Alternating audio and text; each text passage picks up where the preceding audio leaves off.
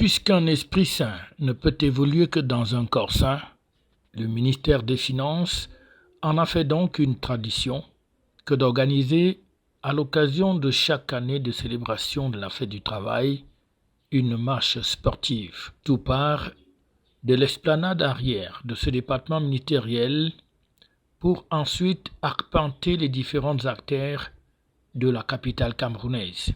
D'un pas fier, les employés de ce département ministériel se donnent donc à cœur joie, partant du ministère, passant par Ouarda, le carrefour Bastos, pour aboutir au palais des congrès, puis au carrefour Bastos, en aller et retour.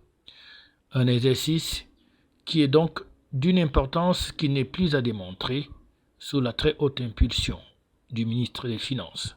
Vous savez d'abord que cette activité de cette année s'inscrit sur le prisme de la résilience et le travail décent.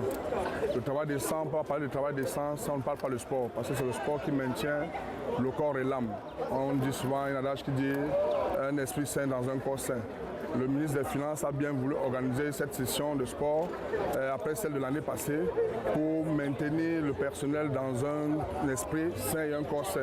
Et puis l'apothéose, ce sera le lundi avec un festin qu'il organise à l'esplanade du Palais des Sports. Ça fait 4 ans que nous organisons pas un tel événement et puis nous remercions le top management, le ministre des Finances, M. Louis-Paul Moutazé.